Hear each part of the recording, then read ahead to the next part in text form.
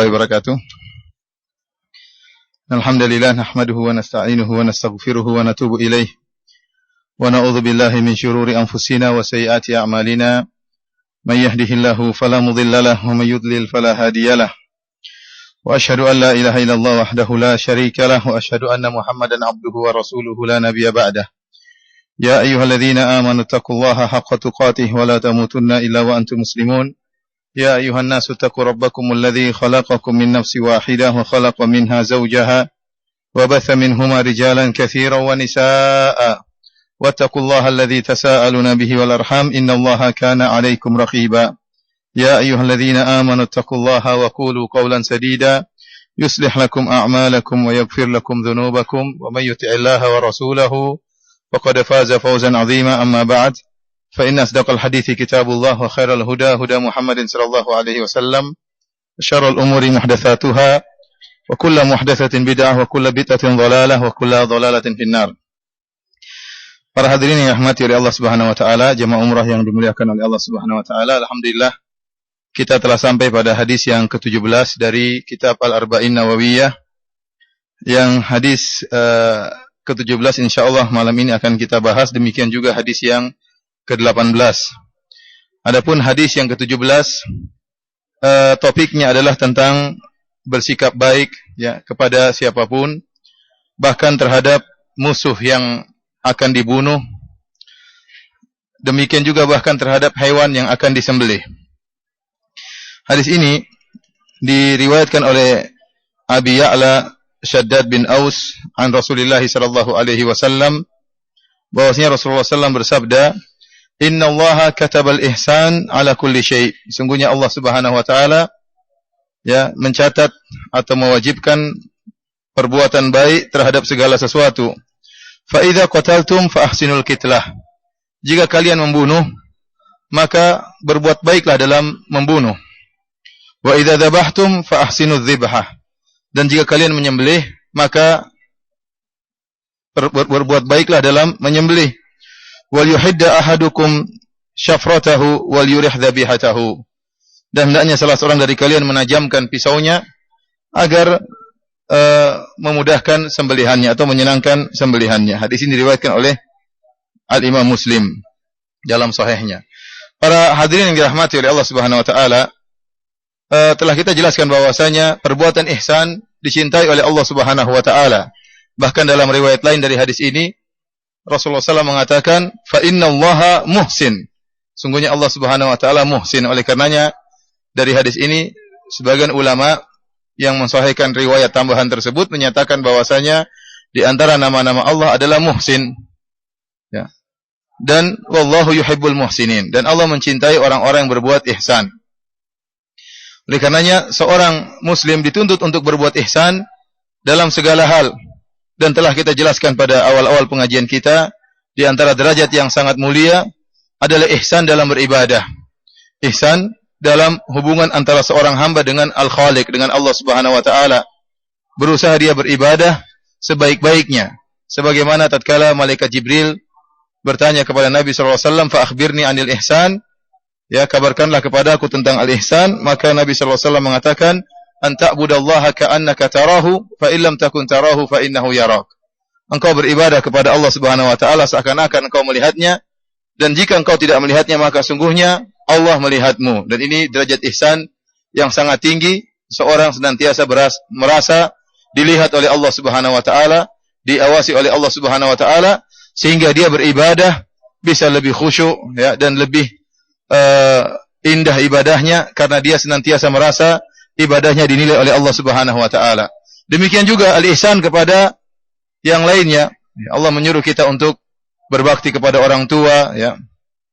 Wa ahsinu innallaha yuhibbul muhsinin. Berbuatlah yang baik, sungguhnya Allah Subhanahu wa taala mencintai orang-orang yang berbuat kebaikan, yang berbuat ihsan. Wa bil walidaini ihsana ya. Berbuat baiklah dengan sebaik-baiknya kepada kedua orang tua, kepada karib kerabat, kepada anak yatim, kepada fakir miskin. Kita disuruh berbuat ihsan dalam segala hal. Hubungan kita dengan Allah Subhanahu wa taala, hubungan kita dengan makhluk yang lainnya, bahkan hadis ini menegaskan perbuatan ihsan bahkan kepada musuh yang akan kita bunuh. Bahkan kepada musuh yang akan kita bunuh, maka hendaknya kita juga berbuat ihsan. Oleh karenanya Nabi sallallahu alaihi wasallam setelah menyebutkan kaidah innallaha katabal ihsan ala kulli syai'. Kata Nabi sallallahu alaihi wasallam, sungguhnya Allah ya mewajibkan al-ihsan. Kataba di sini ya artinya mewajibkan, sebagaimana firman Allah kutiba alaikumusiyam, ya diwajibkan bagi kalian untuk berpuasa. Kutiba alaikumul qisas, ya qisas, kemudian kutiba dan yang lainnya ya dalam Al-Qur'an banyak disebutkan kutiba artinya diwajibkan.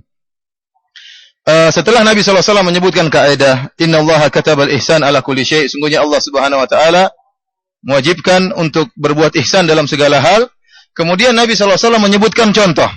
Nabi sallallahu alaihi wasallam menyebutkan contoh dari praktek kaidah ini agar seorang bisa lebih paham tentang kaidah yang disebutkan oleh Nabi sallallahu alaihi wasallam. Kata Nabi, "Fa idza qataltum fa ahsinul qitlah." Jika kalian membunuh, maka berbuat baiklah dalam membunuh tersebut. Dan pembunuhan atau membunuh bisa terjadi dalam dua hal. Pertama, membunuh karena qisas. Membunuh karena qisas. Asalnya seorang tatkala mengqisas ya orang lain, atau tatkala terjadi orang dibunuh karena qisas, maka dibunuh dengan ya cara yang termudah, yaitu dengan pedang ditajamkan kemudian dipenggal kepalanya. Dipenggal kepalanya sebagaimana yang dipraktikkan hingga saat ini. Oleh karena Allah mengatakan fadribu fawqal a'naq. Ya, penggalah di leher-leher mereka. Sehingga seorang yang dibunuh ya tatkala qisas tidak dibunuh dengan cara sembarangan, misalnya dengan disiksa kemudian atau dipukul dengan kayu sampai meninggal, tidak, tapi dengan dipenggal kepalanya, dan ini lebih baik bagi dia sehingga dia tidak merasa kesakitan. Dan ini hukum asal dalam qisas sebagaimana dijelaskan oleh para ulama, kecuali dalil-dalil yang mengecualikan, kecuali kondisi-kondisi yang mengecualikan sehingga orang boleh membunuh dengan cara yang lain. Contohnya seperti rajam. Rajam ini ya kelihatannya pedih ya karena tidak dengan pedang. Oleh karenanya para ulama mengatakan rajam tidak boleh diganti hukumannya. Tidak boleh dengan ditenggelamkan dalam air, tidak boleh dengan dibakar, tidak boleh dengan dicekik, tidak boleh dengan digantung. Rajam harus dirajam. Ya, kenapa? Karena ada hikmah di balik itu yang Allah kehendaki, sebagaimana penjelasan para ulama. Seorang dirajam yaitu seorang yang sudah menikah dengan nikah yang syar'i dan dia sudah berhubungan dengan istri yang halal ya, dan tatkala dia melakukan hubungan dia merasa kelezatan dalam sekujur tubuhnya, dia merasa kelezatan. Kemudian setelah itu dia melanggar. Dia melakukan zina. Setelah Allah berikan kemudahan bagi dia untuk merasakan yang halal, dia tinggalkan perkara yang halal, maka dia melakukan perkara yang haram. Dan tatkala dia melakukan hubungan zina dengan cara yang haram, ya demikian juga tubuhnya, sekujur tubuhnya merasakan kelezatan. Oleh karenanya dia dihukum dengan dirajam dengan batu yang sedang, tidak boleh terlalu besar, karena kalau terlalu besar maka dia mudah mati. Kalau terlalu kecil dia sangat pedih. Oleh karena dilempar dengan batu yang sedang sehingga dia merasakan kesakitan pada sekujur tubuhnya. Ini di antara pengecualian dari keumuman hadis ini ya. Kata Nabi sallallahu alaihi wasallam, "Fa idza qataltum fa ahsinul qitlah." Jika kalian membunuh maka bunuhlah dengan cara yang baik. Yang kata para ulama, cara yang baik adalah dengan dipenggal. Dengan dipenggal dengan pedang yang tajam. Sekali tebasan kemudian meninggal. Sebagaimana dipraktikkan sekarang. Kecuali yang mengkhususkan atau dikecualikan seperti rajam. Contohnya lagi yang dikecualikan adalah membunuh. Dan ini pendapat jumhur ulama, mazhab Syafi'i, mazhab Ahmad dan mazhab Maliki. Bahwasanya kalau ada orang membunuh orang lain dengan cara yang kejam, maka dia dibunuh juga dengan cara tersebut. Asalnya tidak boleh. Rasulullah SAW melarang muslah. Muslah itu membunuh dengan mencincang, tidak boleh. Bahkan tatkala berperang Rasulullah SAW, ya, idza ammara amiran, tatkala Rasulullah SAW memilih pemimpin dan berwasiat kepada pemimpin perang, ya, dan juga pasukan perang sebelum mereka berjalan untuk melakukan peperangan, Nabi SAW mengatakan, "Ughzu bismillah." Berperanglah kalian, ucapkanlah bismillah. Kemudian Nabi SAW mengatakan, "Wa qatilu man kafara billah." Dan bunuhlah orang yang kafir kepada Allah Subhanahu wa taala. Wala tumassilu, dan janganlah kalian berbuat muslah, jangan kalian mencincang tatkala sedang berperang. Wala taqduru wala taqtulu walidan wala walidah, dan jangan kalian bunuh anak kecil. Tidak boleh. Intinya dalam peperangan Rasulullah SAW melarang melakukan muslah, bahkan dalam peperangan. Oleh karenanya umat Islam dalam berperang juga memiliki adab-adab perang. Tidak boleh dia membunuh dengan seenaknya sendiri. Berbeda dengan orang-orang kafir. Orang kafir kalau sudah membunuh, maka dia ingin melampiaskan kemarahannya, maka dia cincang mayat-mayat kaum muslimin, ya. Dia cincang, dia dia siksa mayat tersebut. Ini kebiasaan orang-orang kafir yang tidak beriman kepada Allah dan Rasulnya. Demikian juga, ya, seperti kelompok sesat yang mencincang kaum muslimin yang kita lihat sebagaimana seperti di Suriah, ya, mencincang bahkan lebih parah daripada Yahudi dan Nasrani, mencincang mayat-mayat kaum muslimin. Adapun orang-orang Islam tidak demikian. Tujuan mereka adalah membunuh orang kafir. Kalau sudah tercapai tujuan tersebut, maka buat apa dengan mencincang dan segalanya? Tidak perlu. Rasulullah melarang. Kata Rasulullah SAW, wala tumathilu, jangan kalian membunuh dengan cara mencincang. Ini dilarang. Ya, diiris-iris, disiksa, ini tidak diperbolehkan. Fa ahsinul qitlah, kalau kalian membunuh maka bunuh dengan cara yang baik. Ini hukum asal tadi. Jadi cara bunuhnya dengan disembelih. Baik dalam peperangan, Allah mengatakan fadribu fawqal a'naq. Ya. Penggal leher-leher mereka. Akan tapi kata para ulama, sebagaimana tadi saya sebutkan jumhur ulama, kalau ada orang lain membunuh saudaranya dengan cara yang sadis, maka dia juga disiksa dengan cara yang sadis tersebut. Seperti yang terjadi di zaman Nabi Shallallahu Alaihi Wasallam, ada seorang wanita Ansariyah yang dia memakai perhiasan. Kemudian ada seorang Yahudi yang ingin mengambil perhiasan tersebut. Maka dia pun meletakkan atau dia melempar wanita tersebut dan dia meletakkan kepalanya di antara dua batu, kemudian dipecahkan kepalanya, kemudian setelah itu dilemparkan wanita tersebut. Dan disebutkan dalam riwayat Rasulullah SAW sempat mendapati atau sahabat sempat mendapati kondisi wanita ini yang dalam keadaan sekarat. Dan mereka sudah curiga bahwasanya yang membunuh lelaki Yahudi tersebut. Maka ditanyalah wanita ini, si fulanun qatalaki, si fulan yang telah membunuhmu? Tanya sampai 3 kali, akhirnya dia mengatakan iya. Dia menggerakkan kepalanya menunjukkan dia benar laki tersebut yang bunuh, kemudian dia pun meninggal dunia, wanita Ansariyah ini. Akhirnya ditangkaplah orang Yahudi tadi dan ditanya tentang perbuatannya. Dia mengaku bahwasanya dia telah membunuh dengan cara yang sadis tersebut. Maka Nabi memberi hukuman dengan hukuman yang sama. Dengan hukuman yang sama, yaitu kepalanya diletakkan di antara 2 batu, kemudian dibenturkan karena dia telah membunuh dengan cara yang sadis, maka dia pun dikisos. Dan itulah kisos. Kisos orang sekali tonjok, dia juga ditonjok. Maka tatkala dia membunuh dengan cara seperti itu, dia pun dibunuh dengan cara demikian. Ini hukum kisos, ya. Demikian juga pembunuhan yang kedua yang terjadi adalah membunuh orang yang murtad, orang yang kafir. Asalnya ya, orang yang murtad, man baddala dinahu faqtuluh, kata Nabi sallallahu alaihi wasallam, barang siapa yang merubah agamanya maka bunuhlah. Asalnya juga dengan cara yang baik, dengan disembelih kepalanya, dengan dipenggal kepalanya dengan pedang yang tajam sehingga dia tidak merasa kesakitan. Akan tapi kalau dia ternyata melakukan perbuatan biadab dalam kriminal yang dia lakukan, maka dia dibunuh juga dengan cara tersebut. Sebagaimana yang terjadi pada Al-Uraniyin, orang-orang yang datang ke Madinah, bahkan orang-orang miskin, bahkan disebutkan mereka juga sempat tinggal di Suffah, termasuk Ashabus Suffah, ya, tinggal di tempat Suffah di bagian belakang di Masjid Nabawi, sehingga para sahabat yang lain mengantarkan makanan kepada mereka. Kata Anas bin Malik radhiyallahu ta'ala anhu, perawi hadis ini, fajsawul Madinah. Mereka ternyata tidak kuat tinggal di kota Madinah. Mereka terkena penyakit demam dan yang semisalnya. Maka mereka ingin meninggalkan kota Madinah. Maka Nabi SAW menyarankan mereka untuk berobat. Kata Nabi SAW, fa in istata'tum an tadhhabu ila ibli sadaqah fatashrabu min albaniha wa abwaliha faf'alu. Kata Nabi SAW, jika kalian mampu untuk pergi ke onta-onta sedekah, ya, yaitu onta-onta zakat, kemudian kalian minum dari air susunya dan minum dari air kencingnya, maka lakukanlah. Dan ini yang dijadikan dalil oleh sebagian ulama bahwasanya air kencing hewan yang bisa dimakan tidak najis. Oleh karenanya Nabi membolehkan mereka ini untuk minum dari air kencing onta. Maka berangkatlah mereka, orang-orang ini, Oraniyin ini, dan mereka pergi menuju ke tempat penggembalaan onta-onta zakat. Maka mereka pun minum, ya, dari air susunya, minum dari air kencingnya. Akhirnya mereka sehat, sembuh.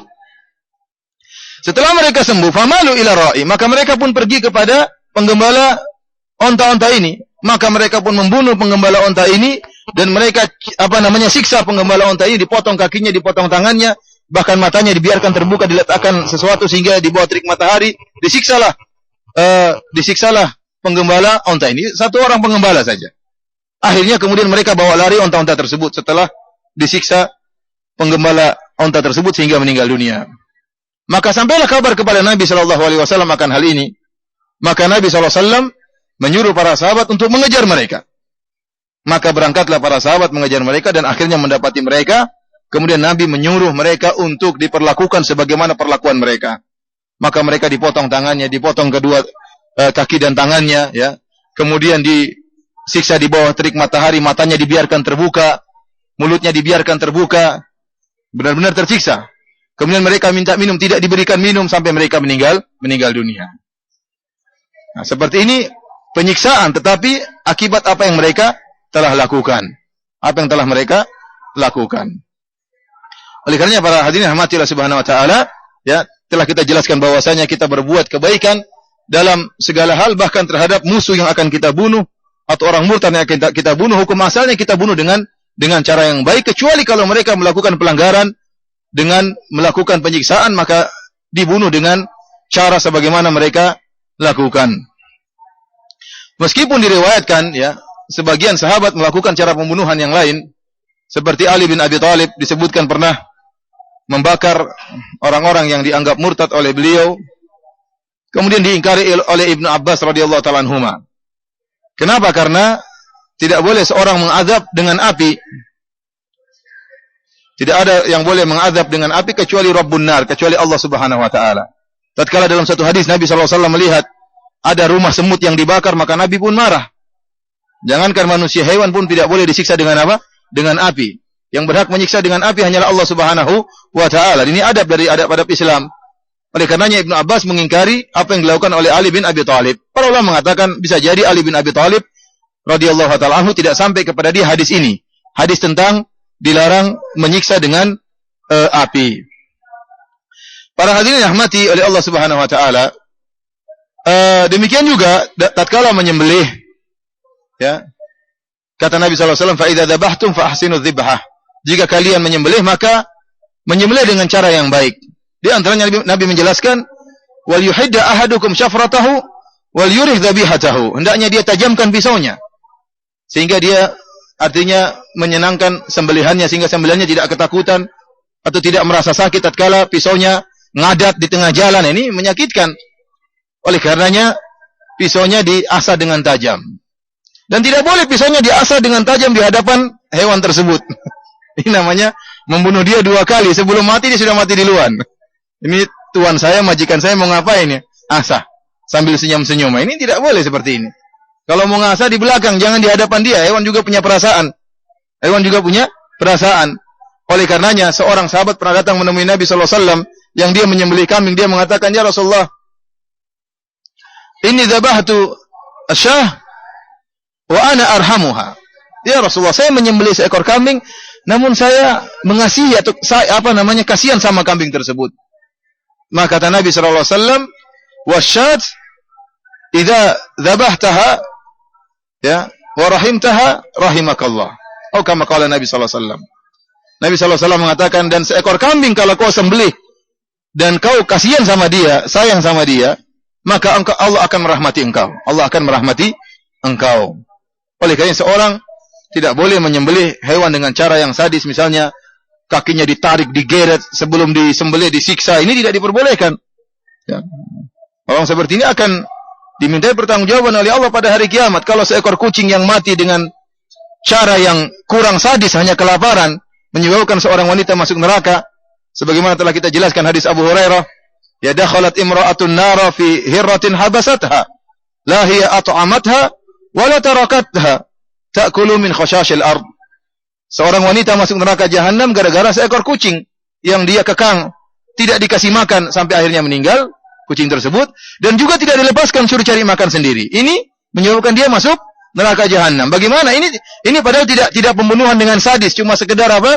Dibiarkan meninggal karena kelaparan.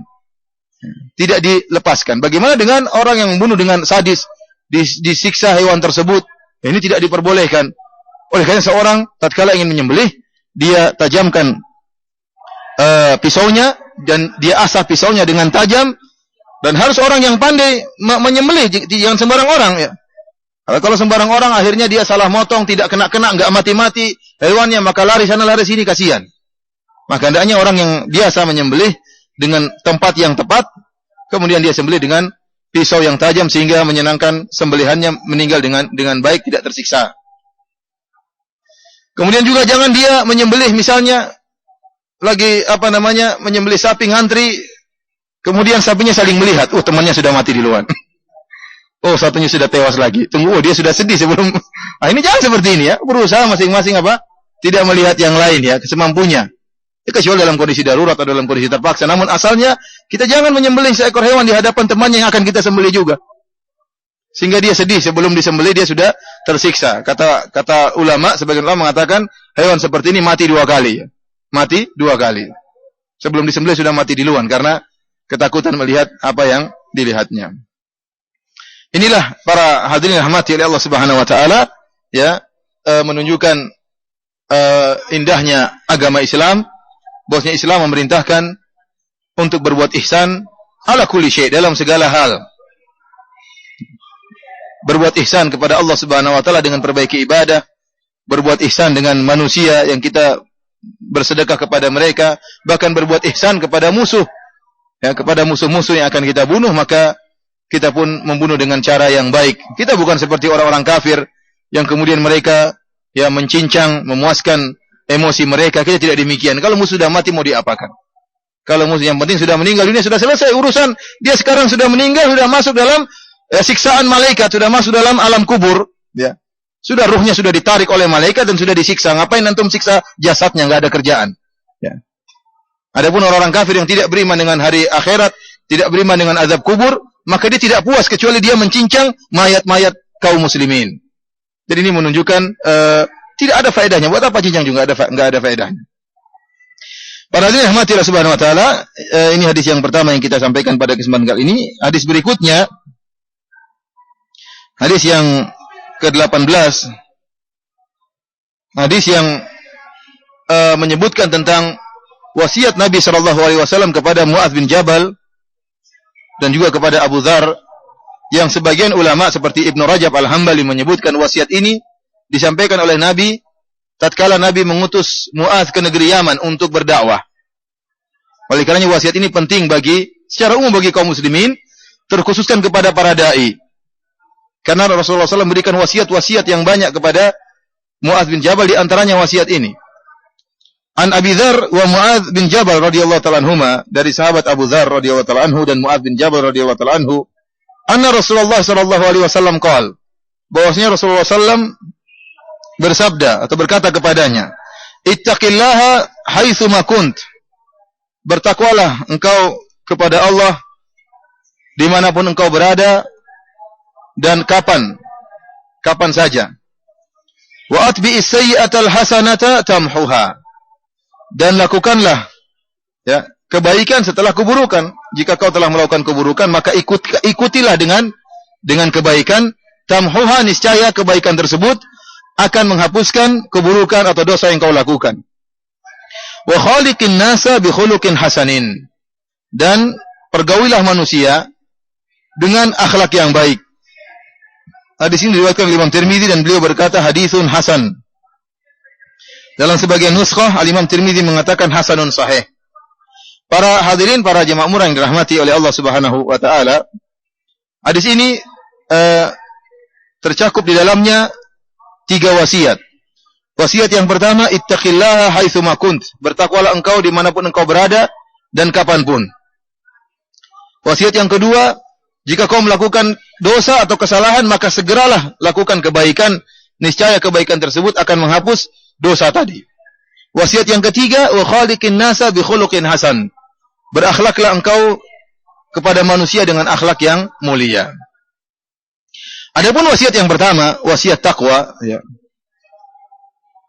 dia adalah wasiat yang sangat mulia, ya.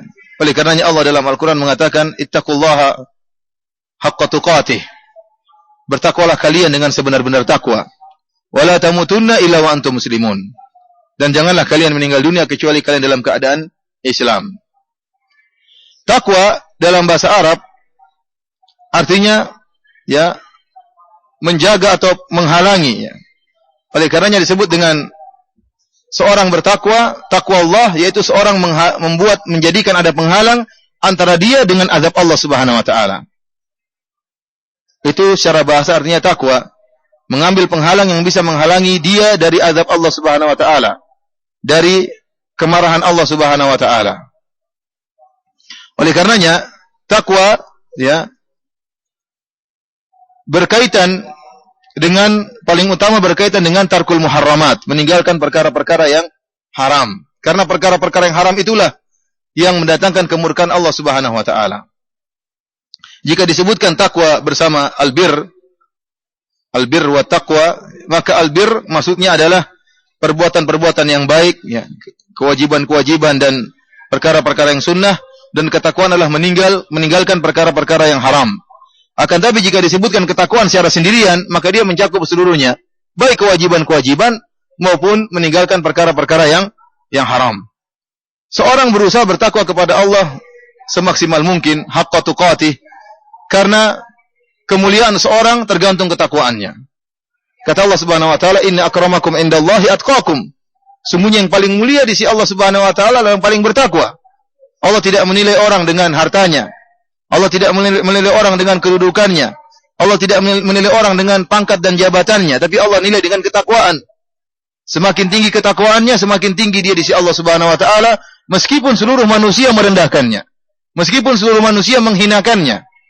Semakin dia bertakwa, ya meskipun dia tidak memiliki apa-apa dari dunia ini, maka dia paling tinggi kedudukannya di sisi Allah Subhanahu wa taala. Makanya orang jangan terpedaya jangan silau dengan harta orang lain. Yang jadi pertanyaan, dia bertakwa atau tidak? Karena ukuran kedudukan seorang di sisi Allah adalah ketakwaan. Nabi SAW mengatakan kepada Mu'adz, "Ittaqillaha haitsuma kunt." Bertakwalah engkau kepada Allah dimanapun engkau berada dan kapan saja. Takwa tidak boleh terlepas dari seorang. Ya. Hendaknya dia bertakwa kapanpun, dimanapun dia berada. Tatkala dia bersendirian, ataupun tatkala dia di hadapan orang lain. Tatkala dia di kamarnya, maupun tatkala dia di kampusnya atau di ruang kerjanya, bercampur dengan orang lain. Karena yang menyaksikan dia, yang menilai dia adalah Allah Subhanahu wa taala. Dan bagi Allah, segala kondisi sama bagi Allah Subhanahu wa taala. Apakah kondisi dalam kondisi tertutup atau kondisi terbuka, bagi Allah semuanya sama saja, tidak ada bedanya. Seorang yang tahu bahwasanya dia senantiasa dilihat oleh Allah Subhanahu wa taala, dan bukan cuma itu, Allah Subhanahu wa taala memberikan peraturan yang ketat. Allah menugaskan para malaikat untuk mencatat segala perbuatannya. Allah akan menjadikan kaki-kaki dan tangan-tangannya menjadi saksi pada hari kiamat. Allah akan menjadikan bumi tempat dia berpijak tatkala dia bermaksiat menjadi saksi atas maksiatnya. Maka orang yang menghadirkan perasaan seperti ini, maka dia akan bertakwa kepada Allah dimanapun dia berada. Karena ada sebagian orang, atau kita katakan banyak orang, yang berubah kondisinya tatkala berubah tempat. Dia mungkin di daerah pesantren, tinggal pesantren, Masya Allah, salat 5 waktu terus di masjid, Masya Allah, berjamaah, baca Quran. Tapi begitu dia keluar pergi ke kota besar misalnya, maka lain lagi kondisinya. Ya, dia bermudah-mudahan dalam meninggalkan salat berjamaah. Dia bermudah-mudahan untuk melihat hal-hal yang diharamkan oleh Allah Subhanahu wa taala, ya. Demikian juga sebagian orang yang tidak betah misalnya tinggal di Arab Saudi. Di Arab Saudi, ya, peraturan Islam berlaku, hukum hudud berlaku. Maka dia tidak bisa enak tinggal di sini, maka dia pun pergi ke luar negeri, entah ke negara-negara kafir, maka dia pun melakukan apa yang dia lakukan, atau dia pergi ke negeri-negeri kaum muslimin yang tidak ditegakkan hukum Islam, yang banyak maksiatnya, maka dia lakukan apa yang dia lakukan. Ya. Ini namanya orang tidak bertakwa yang sebenar-benarnya. Hanya bertakwa karena takut dengan manusia, takut dengan hukuman, bukan takut kepada Allah Subhanahu wa taala, sehingga tempat dan kondisi merubah ketakwaannya. Orang yang benar-benar bertakwa kepada Allah, maka takwanya sama saja. Apakah dia lihat orang banyak ataupun dia bersendiri, sama saja ketakwaannya. Tidak ada beda antara zahir dan batinnya. Dia tidak memiliki sifat kemunafikan sama sekali. Zahir dan batinnya sama. Ini orang-orang yang bertakwa kepada Allah Subhanahu wa taala bukan hanya tampil manis tatkala dilihat oleh orang banyak, tetapi dia senantiasa bertampil tampilan yang indah meskipun dia bersendirian karena dia tahu Allah Subhanahu wa taala menilai apa yang dia lakukan.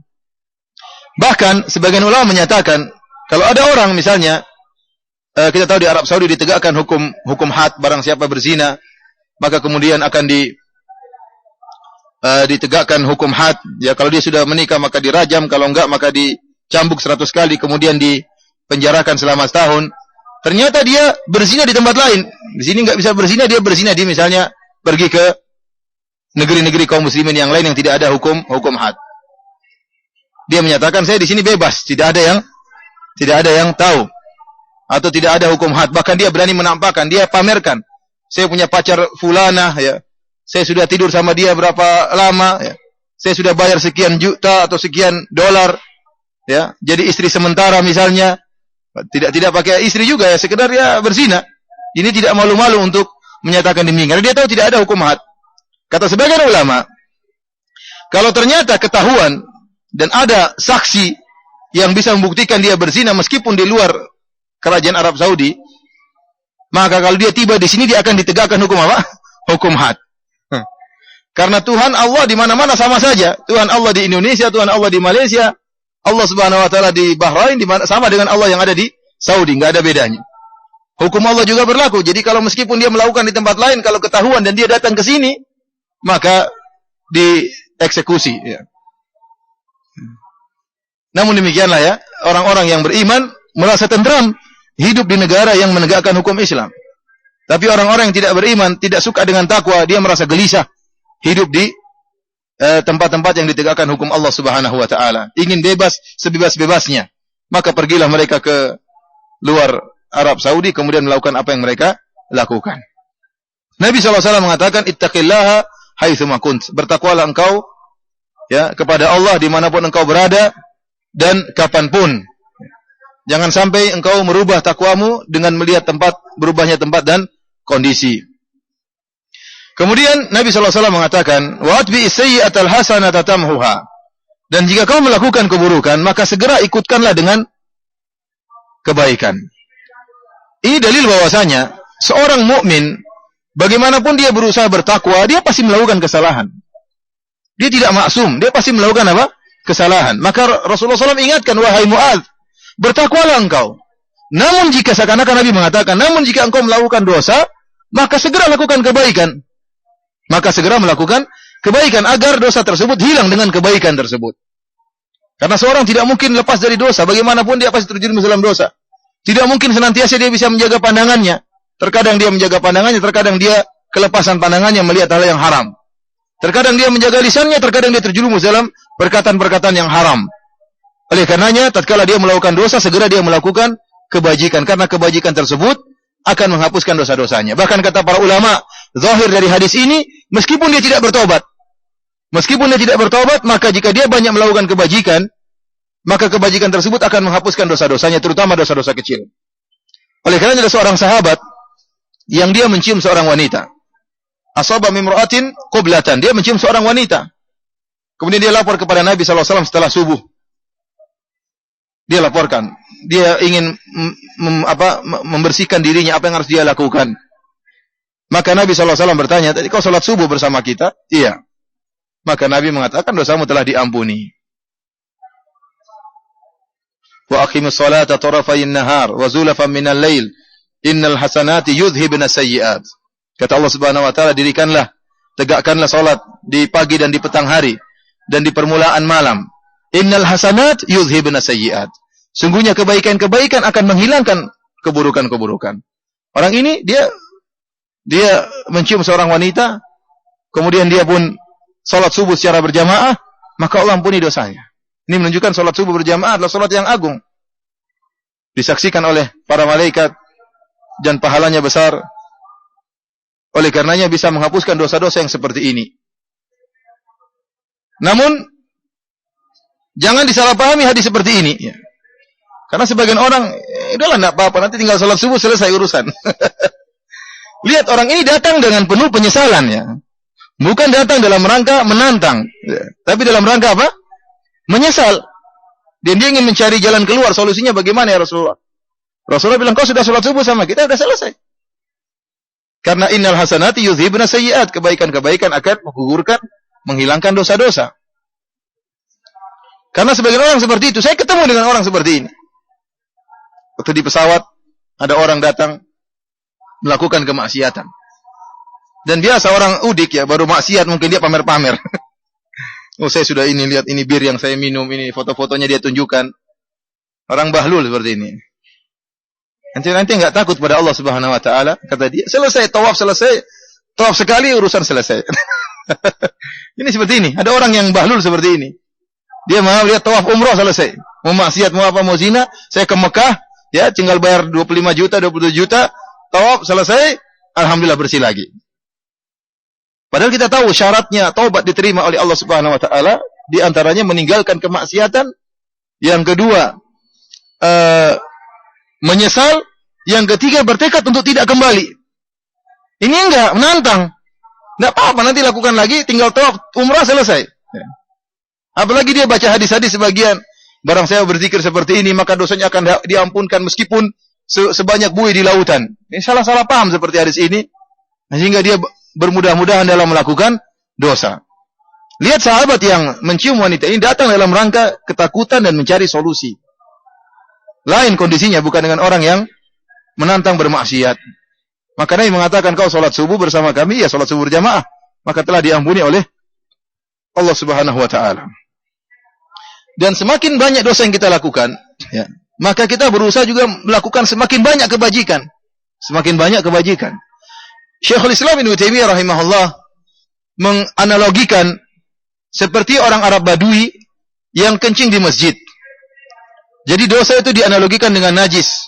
Sementara kebaikan-kebaikan dianalogikan seperti air yang bisa menghilangkan najis tersebut. Tatkala Arab Badui tadi di Masjid Nabawi kemudian kencing, ya. Kemudian ternajisilah Masjid Nabawi, maka Nabi SAW memerintahkan untuk mendatangkan dhanuban min ma', satu ember air, untuk disiramkan kepada najis tadi. Karena dulu masjid adalah pasir, sehingga air meresap. Meskipun kalau dibiarkan saja air kencing tersebut akan meresap ke tanah, tapi masih ada sisanya.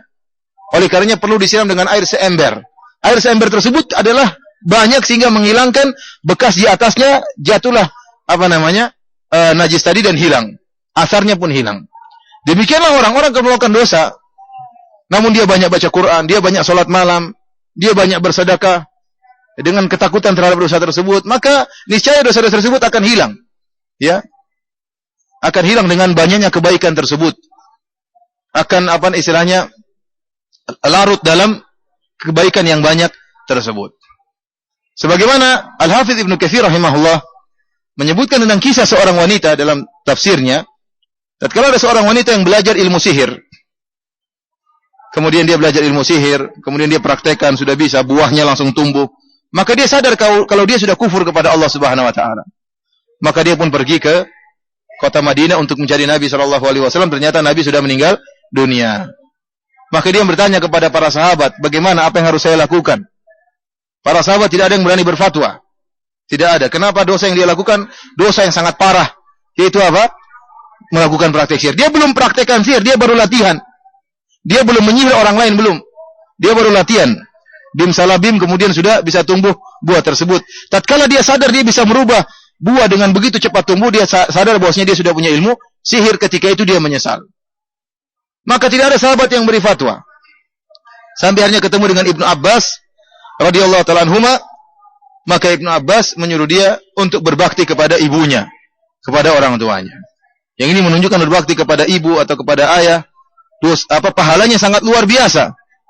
Yang bisa melarutkan dosa tadi, dosa kesyirikan tadi. Oleh karenanya logikanya seorang kalau melakukan dosa-dosa, maka perbanyaklah melakukan kebajikan-kebajikan sebanyak mungkin. Sehingga dosa-dosa yang dia lakukan akan larut.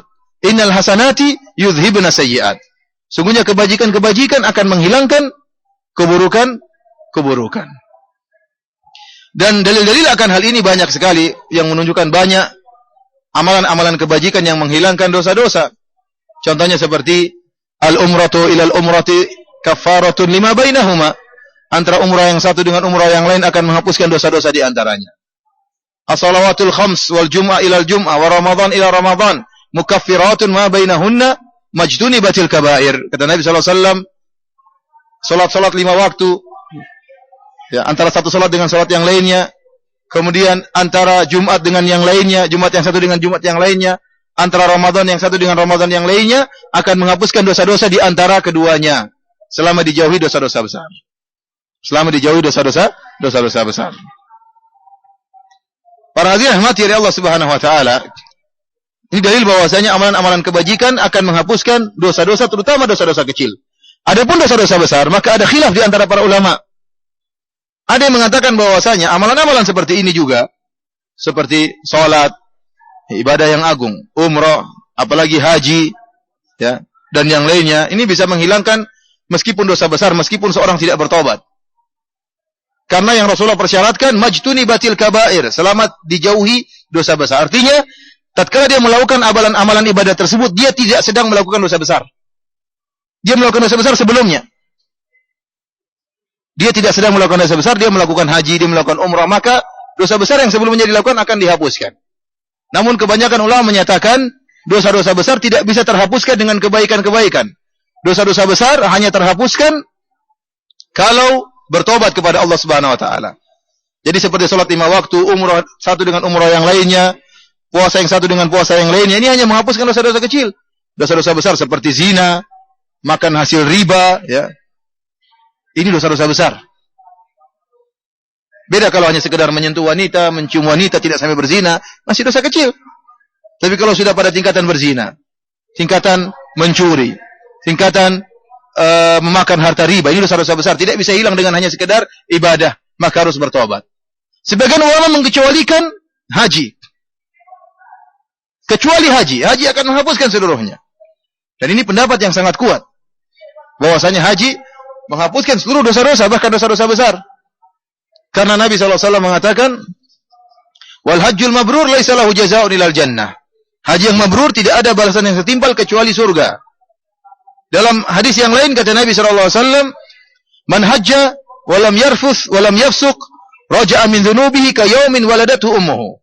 Barang siapa yang berhaji kemudian tidak mengucapkan kata-kata kotor, tidak melakukan kemaksiatan, hajinya haji mabrur. Raja'a min dhunubihi, maka dia akan bersih dari dosa-dosanya ka yaumi waladatu ummuhu, sebagaimana baru dilahirkan dari perut ibunya. Ini dalil bahwasanya orang yang hajinya mabrur seperti bayi baru lahir. Namanya bayi baru lahir, apakah ada dosanya? Tidak ada. Lembaran-lembaran hitam yang pernah dia lakukan akan bersih menjadi lembaran-lembaran putih. Kemudian juga tatkala Amr bin As radhiyallahu ta'ala anhu, tatkala dia ingin masuk Islam, maka dia meminta persyaratan. Dia mengatakan, uridu an asyarit, ya Rasulullah, saya ingin punya syarat. Apa syaratmu wahai Amr? Dia ingin agar dosa-dosaku yang lalu diampuni oleh Allah Subhanahu wa taala. Dia masuk Islam, dia bikin persyaratan. Kata Nabi, persyaratanmu apa? Aku ingin dosa-dosaku diampuni oleh Allah Subhanahu wa taala. Maka Nabi SAW mengatakan, "Ama ta'lamu ya Amr? Tidakkah engkau tahu wahai Amr, annal Islam yahdimu ma qablahu?" Bahwasanya orang kalau masuk Islam, seluruh dosa-dosa sebelumnya apa? Diampuni. Wa anal hijrata tahdimu ma qablaha. Dan sungguhnya hijrah akan menghapuskan dosa-dosa sebelumnya. Wa annal hajj yahdimu ma kana qablahu, dan haji akan menghapuskan dosa-dosa yang sebelumnya. Lihat di sini Rasulullah SAW menggandengkan antara haji dengan Islam. Yang ini dalil yang sangat kuat menunjukkan bahwasanya haji menghapuskan seluruh dosa-dosa. Akan tapi Allah alam bisawab, kita lebih hati-hati adalah kita bertobat. Bertobat bukan perkara yang sulit, tinggal bertobat. Menghadirkan dalam hati, ya sebentar saja, yang penting bertobat, memenuhi persyaratan tobat, meninggalkan dosa tersebut, menyesal dan bertekad untuk tidak mengulangi. Oleh karenanya para hadirin rahmati Allah Subhanahu wa taala, amalan yang dilupakan oleh banyak orang dan dia mudah dan menghapuskan segala dosa adalah bertobat. Beristighfar. Oleh karena Nabi SAW mengatakan, tuba liman wajada fi sahifatihi istighfaran katsiran. Sungguh beruntung orang yang mendapati dalam catatan amalnya banyak istighfar. Kenapa dia beristighfar? Sebelum meninggal dunia dosa-dosanya diampuni. Beristighfar, bertobat, ya bisa mewakili banyak kebaikan. Orang mungkin dengan banyak kebaikan baru dosanya terampuni, enggak, dia dengan bertobat, dengan yang penting menghadirkan hati. Allah Karim. Allah Ghafurur Rahim. Tuhan kita adalah Tuhan yang Maha Penyayang dan Maha Pengampun. Dan jangan kita malu-malu untuk bertobat, senantiasa beristighfar, senantiasa bertobat, sisihkan waktu sebagaimana wasiat para ulama. Jangan waktu kita habis terus untuk dunia. Kita sisihkan waktu untuk berkhulwat dengan Allah Subhanahu wa taala. Tatkala sepertiga malam yang terakhir, tatkala semua orang sedang tidur pulas, sisihkan waktu meskipun 5 menit. Beristighfar kepada Allah dari lubuk hati yang paling dalam, maka niscaya Allah akan mengampuni dosa-dosa kita. Oleh karenanya para hadirin rahmati oleh Allah Subhanahu wa taala, ya, dalil yang kita sebutkan tadi bahwasanya kebajikan-kebajikan, amalan-amalan kebajikan yang dilakukan oleh seorang hamba, maka akan menghapuskan dosa-dosanya. Meskipun dia tidak bertobat. Bagaimana lagi jika dia bertobat? Bagaimana lagi jika dia bertobat? Ada yang bertanya, "Ya Ustaz, kalau setiap saya sholat satu dengan sholat yang lainnya, dosa saya terus terhapus, terus apa faedahnya?" Ya. Berarti kemuliaan tersebut sudah hilang. Jadi, misalnya saya punya dosa-dosa kecil. Antara saya sholat subuh, terhapuslah dosa-dosa tadi. Kemudian saya sholat duhur, terhapuslah dosa-dosa tadi. Hilang sekarang bersih. Saya sholat asar, sudah nggak ada dosa, sudah nggak ada yang dihapuskan. Terus, apa yang saya dapatkan? Apa nggak ada yang lain daripada itu? Ya, artinya, sekarang dosa saya sudah hilang. Ya. Padahal belum tentu kan? Tapi taruhlah dosa-dosanya sudah hilang. Taruhlah dosa-dosanya sudah hilang. Kata Syekhul Islam Ibnu Taimiyah, tentu ada nilai plus. Kalau seandainya orang berbuat amal kebajikan, dia sholat 5 waktu, dia umrah, terus dosa-dosanya sudah hilang semua dihapuskan, maka Allah akan berikan ganjaran yang lain, akan ditingkatkan derajatnya. Tidak ada yang sia-sia. Tidak ada yang sia-sia. Jangan sampai dia sangka fungsi penghapusan dosa sudah hilang, maka tidak ada faedahnya kalau begitu. Kita bilang ada faedahnya. Amalan-amalan itu sendiri mengangkat derajat, dan Allah akan lebih menangkatkan derajat lagi. Kenapa? Karena dosa-dosa yang sudah mau dihapuskan sudah nggak ada. Maka Allah beri fungsi yang lain dengan mengangkat derajat hamba seorang jika dia banyak melakukan apa? Kebajikan. Para hadirin rahmatillah subhanahu wa ta'ala, Ibnu Rajab Al-Hambali dalam kitabnya Jami'ul Ulum wal Hikam menyebutkan pendapat jumhur ulama yang menyatakan jangan kita membuat orang putus asa atau ragu-ragu dengan rahmat Allah Subhanahu wa taala. Beliau mengatakan kalau ada orang sudah bertobat memenuhi persyaratan, katakan pasti Allah terima tobatnya. Innallaha tawwabur rahim. Sungguhnya Allah Subhanahu wa taala Maha menerima taubat. Ghafirudz dzambi wa qabilut taubi. Allah adalah pengampun dosa-dosa dan menerima taubat hambanya. Sampai Ibnu Rajab Al-Hambali menyebutkan, sebagian ulama menyatakan ini ijma' ulama. Bahwasanya orang kalau sudah memenuhi persyaratan taubat, maka pasti diterima taubatnya. Jangan kita bilang, wah belum tentu. Jangan kita bilang apa? Belum tentu. Sampai ada ustaz ditanya. Ustaz ini cerita sama saya. Ada orang datang kepada dia, Ustaz, saya punya dosa besar Ustaz. Saya sudah bertobat, Allah terima gak taubat saya? Saya ragu sekali. Kata ustaz tersebut, Allah pasti terima. Allah Maha Pengampun. Saya mau ceritakan dosa saya Ustaz. Saya ingin tahu Allah terima atau tidak taubat saya. Allah pasti terima. Tapi dia ragu orang ini karena apa? Dosanya apa?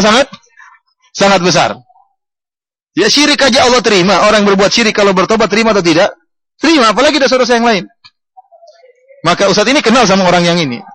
Ada hubungan kekerabatan atau pokoknya kenal lah. Ustaznya langsung cerita kepada saya tentang kisah ini. Dia ngeyel saya, dia ingin cerita. Kata ustaz, enggak usah cerita lah. Pokoknya diterima taubatnya. Saya tidak tenang ustaz, saya ingin cerita. Apa dosamu? Saya berzina sama istri kakak saya atau dan ustaz ini kenal sama kakak tersebut. Oh, Allah terima tapi saya tidak terima. Kata ustaznya, Allah terima tapi saya tidak terima. Mau ditonjok sama ustaz tersebut karena dia kenal. Karena dia kenal orang tersebut yang dizinai, dia kenal. Tapi Allah Maha menerima apa? Taubat. Oleh karenanya kita jangan membuat orang jauh dari rahmat Allah. Kalau ada orang mengatakan, Ustaz saya sudah melakukan gini, saya sudah begini, diterima, insya Allah. Insya Allah, bukan insya Allah ragu, tapi insya Allah semakin menekankan. Insya Allah diterima. Yang penting sekarang kau berbuat baik. Sekarang kau berbuat baik kepada Allah Subhanahu wa ta'ala. Para hadirin rahmati Allah Subhanahu wa ta'ala, maka sungguh indah jika seorang menggabungkan antara beramal soleh dengan bertaubat. Maka sungguh tinggi derajatnya. Dia bertaubat ditingkatkan derajatnya oleh Allah Subhanahu wa ta'ala. Ya. Perhatikan, orang bertakwa itu bukan berarti tidak mungkin melakukan dosa besar, mungkin. Lihat di awal hadis tatkala Rasulullah SAW memberikan wasiat kepada Mu'adz, ittaqillah. Bertakwalah engkau wahai Mu'adz. Artinya seakan-akan Nabi mengatakan, jadilah engkau orang bertakwa wahai Mu'adz. Dan apa ciri-ciri orang bertakwa? Seperti Allah sebutkan dalam surat Ali Imran. Allah mengatakan, wasari'u ila maghfiratin min rabbikum wa jannatin arduha samawati wal ardu uiddat lil muttaqin. Dan bersegeralah kalian kepada ampunan Allah Subhanahu wa taala, dan bersegeralah kalian menuju surga Allah yang luasnya seperti langit dan bumi. Uiddat lil muttaqin, yang Allah siapkan bagi orang-orang yang bertakwa. Bagaimana sifat-sifat orang bertakwa tersebut? Alladzina yunfiquna fis sarra'i wad dharra'i wal kadhimina al ghaidha wal 'afina 'anil nas wallahu yuhibbul muhsinin. Yaitu orang-orang yang mereka berinfak dalam keadaan senang maupun dalam keadaan sulit, dan mereka meredam amarah mereka, dan mereka memaafkan manusia, maafkan orang yang bersalah kepada mereka. Wallahu yuhibbul muhsinin, dan Allah mencintai orang yang berbuat ihsan. Walladzina idza fa'alu fahishatan aw zalamu anfusahum dzakarullaha wastaghfaru lidzunubihim. Wa may yaghfiru dzunuba illa Allah wa lam yusirru ala ma fa'alu wa hum ya'lamun. Kata Allah, dan orang bertakwa di antaranya, kata Allah, dan orang-orang yang idza fa'alu fahisyah, jika mereka melakukan perbuatan keji. Kata Ibnu Rajab, ini dalil bahwasanya orang yang bertakwa bisa jadi terjerumus dalam dosa besar. Karena fahisyah tidak diitlaqkan kecuali kepada dosa besar. Walladzina idza fa'alu fahishatan aw zalamu anfusahum, atau mereka menzalimi diri mereka. Ini dosa-dosa kecil. Yaitu orang-orang yang bertakwa yang tatkala mereka melakukan dosa besar atau mereka melakukan dosa-dosa kecil, zakarullah, mereka ingat Allah, mereka ingat keagungan Allah, mereka ingat hukuman Allah, mereka ingat azab Allah. Fastaghfaru lidzunubihim, maka mereka pun beristighfar dari dosa-dosa mereka. Allah mengatakan, "Wa may yaghfiru dzunuba illa Allah." Dan siapa yang mengampuni dosa kecuali Allah Subhanahu wa taala. Kata Allah, "Wa lam yusirru ala ma fa'alu." Dan mereka tidak senantiasa israr, senantiasa melakukan dosa-dosa tersebut, wa hum ya'lamun, dan mereka mengetahui. Kata para ulama, orang yang bertakwa bukan orang yang tidak berdosa. Tapi orang yang bertakwa jika dia berdosa langsung bertobat kepada Allah Subhanahu wa taala. Langsung istighfar. Dia tidak israr, tidak terus-menerus melakukan dosa, tapi dia segera bertobat kepada Allah Subhanahu wa taala. Bahkan meskipun dosanya berulang-ulang, yang penting setelah dia berdosa langsung dia bertobat, tidak dia tunda. Oleh karena para ulama mengatakan, ini sering saya ditanyakan, Ustaz, bagaimana jika seorang melakukan dosa kemudian dia bertobat? Tidak lama lagi kemudian dia berdosa lagi, kemudian dia bertobat. Tidak lama lagi kemudian dia berdosa, dia bertobat lagi. Bagaimana Rasul? Kayaknya kita ini malu sama Allah. Enggak usah bertobat lah, nanti aja deh. Kalau sudah berhenti sama sekali baru saya bertobat. Ada orang seperti ini. Dan ini yang diinginkan oleh syaitan. Oleh karena Hasan Al-Basri ditanya, "Ala yastahi ahaduna rabbahu?" Apakah salah seorang dari kita tidak malu, wahai Hasan? Dia melakukan dosa, ya, aznaba summa'at, berdosa kemudian dia kembali. Summa aznaba summa'at, kemudian dia berdosa, dia kembali lagi. Maka Hasan Al-Basri mengatakan, inilah yang diinginkan syaitan. Syaitan ingin kamu malu untuk bertobat kepada Allah Subhanahu wa taala. Oleh karenanya, orang yang berdosa kemudian bertobat memenuhi persyaratan tobat, maka tobatnya pasti diterima oleh Allah Subhanahu wa taala. Dalam hadis yang sahih kata Nabi sallallahu alaihi wasallam, ya, dalam hadis qudsi Allah mengatakan, aznaba abdi, seorang hambaku berdosa. Faqala Rabbi ghfirli. Kemudian dia mengatakan, ya Rabbku, ampunilah aku. Kata Allah Subhanahu wa taala, alima abdi anna lahu rabban yaghfiru dzam wa ya'khudhu bidzam. Hambaku tahu dia punya Tuhan yang mengampuni dosa dan menyiksa karena dosa. Ghafartu lahu, maka aku ampuni dia. Summa makasa masyaallah. Kemudian hamba ini berapa lama tidak berdosa. Summa aznaba, kemudian berdosa lagi. Faqala Rabbi ghfirli. Dia mengatakan, ya Allah, ampunilah aku. Kata Allah Subhanahu wa taala, alima abdi anna lahu rabban yaghfiru dzam wa ya'khudhu bidzam. Hambaku tahu bahwasanya dia punya Tuhan yang mengampuni dosa dan menghukum karena dosa. Ghafartu lahu, aku ampuni dia. Summa makatha masyaallah, kemudian dia tidak berdosa lagi. Biasa baru bertobat, nangis, kemudian apa? Sadar. Tidak lama kemudian terjerumus lagi dalam kemaksiatan. Dia bilang lagi, Rabbi ghfirli, ya Allah, ampunilah aku.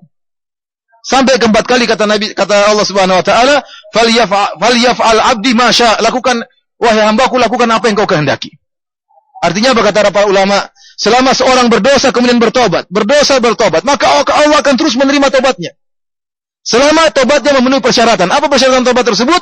Yang pertama, meninggalkan dosanya. Tatkala itu dia bertobat, dia meninggalkan dosanya. Yang kedua, dia menyesali. Yang ketiga, dia bertekad untuk tidak kembali. Orang sering begitu. Saya tidak akan mengulangi lagi. Saya tidak akan mengulangi lagi. Saya menyesal menangis. Minggu depan lakukan lagi.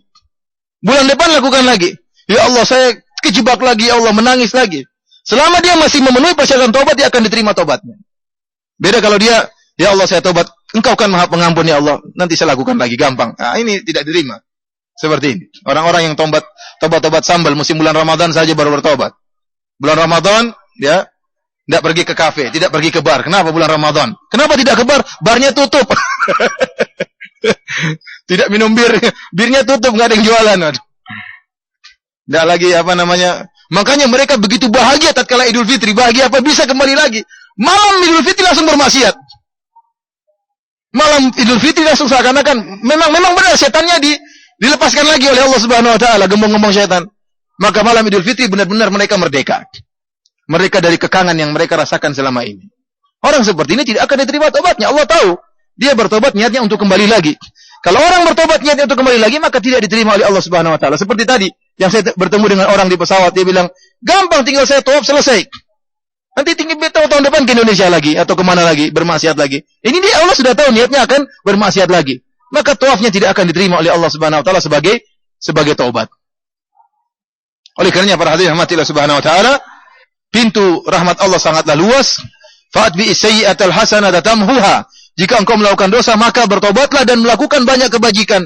Niscaya kebajikan tersebut akan menghapuskan, melarutkan dosa-dosamu, meleburkan dosa-dosamu, dan akan mengangkat derajatmu. Yang ketiga kata Nabi SAW, wa khaliqin nasa bi khuluqin hasanin. Berakhlaklah kepada masyarakat dengan akhlak yang mulia. Ini penting kata Ibnu Rajab Al-Hambali. Kenapa? Mu'adz sedang diutus sebagai dai. Dan namanya dai, dia akan berinteraksi dengan masyarakat. Dia bukan kerjaan kantor di rumah saja ya. Enggak, dia akan berinteraksi dengan masyarakat. Dia akan banyak masyarakat yang datang kepada dia minta bertanya, minta solusi. Ya, dan macam-macam orang-orang kalau sudah jadi dai akan banyak problematika yang akan dia dapatkan.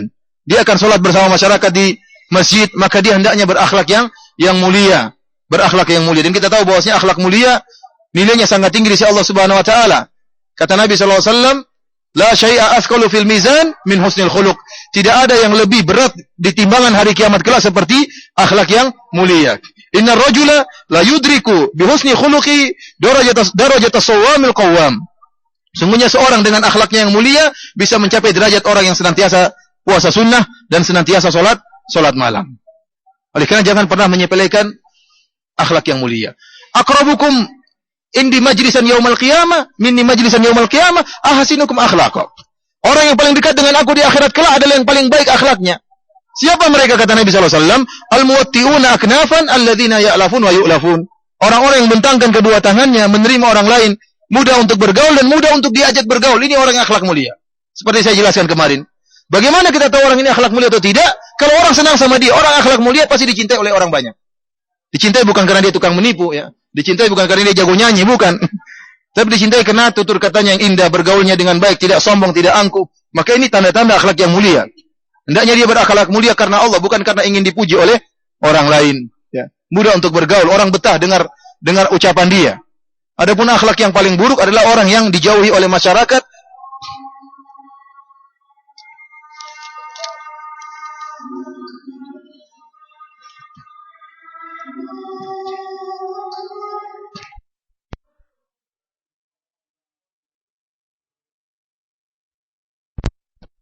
Allahumma. Para hadirin yang dirahmati Allah Subhanahu wa taala, jadi Rasulullah SAW mengatakan kepada Mu'adz, wa khaliqin nasa bi khuluqin hasanin. Berakhlaklah kepada masyarakat dengan akhlak yang mulia, terutama posisi seorang sebagai ustadz, sebagai dai, masyarakat akan memandang ustadz tersebut dengan pandangan yang lain. Seakan-akan ustadz tersebut tidak boleh salah ya. Ini sering terjadi sehingga kalau ustadz tersebut sekali salah jadi bahan pembicaraan.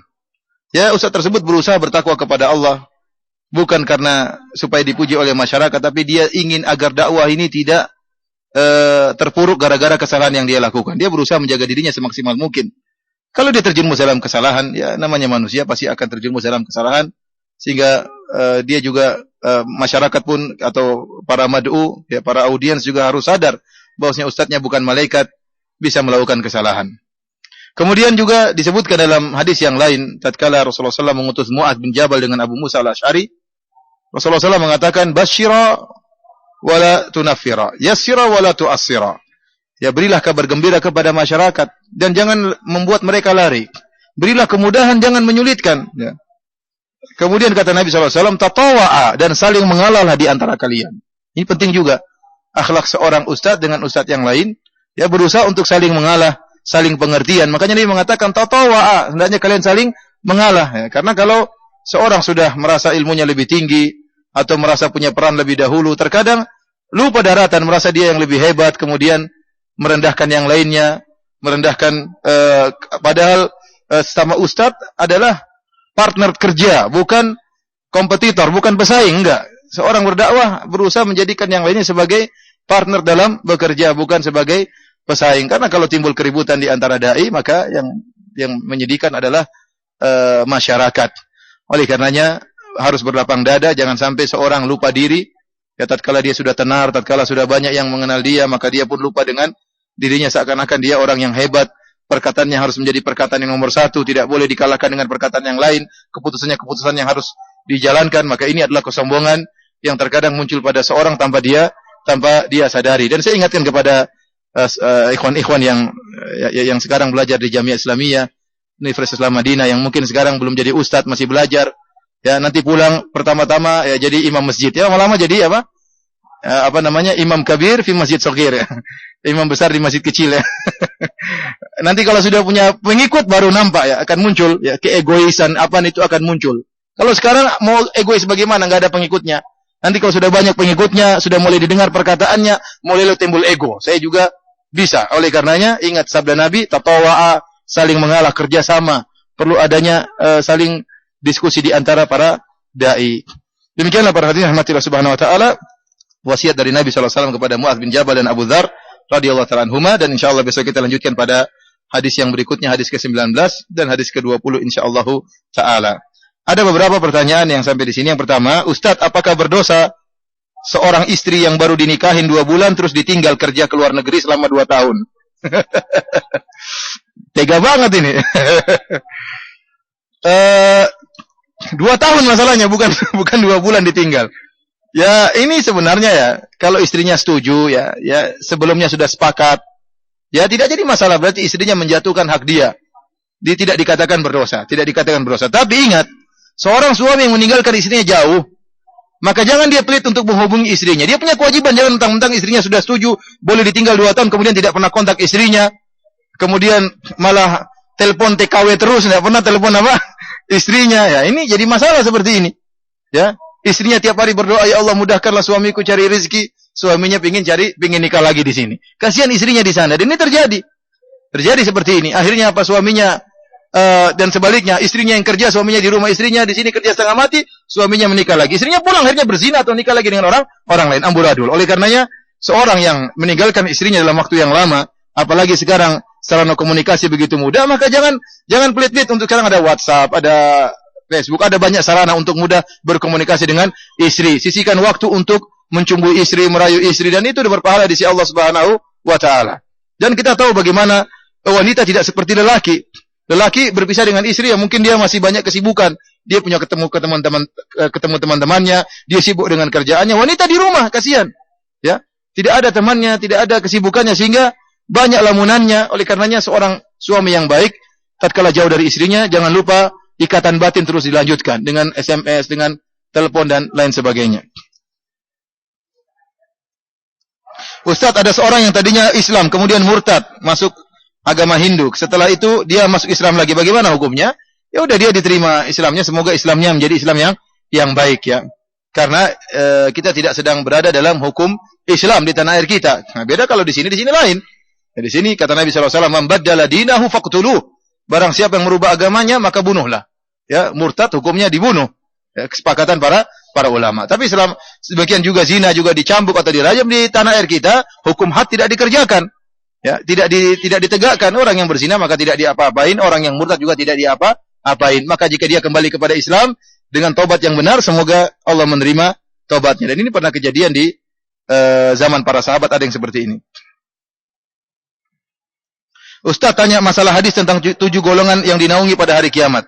Di antaranya pemuda yang hatinya terpaut dengan masjid. Yani rajulun qalbuhu mu'allakun bil masajid. Demikian lafaznya.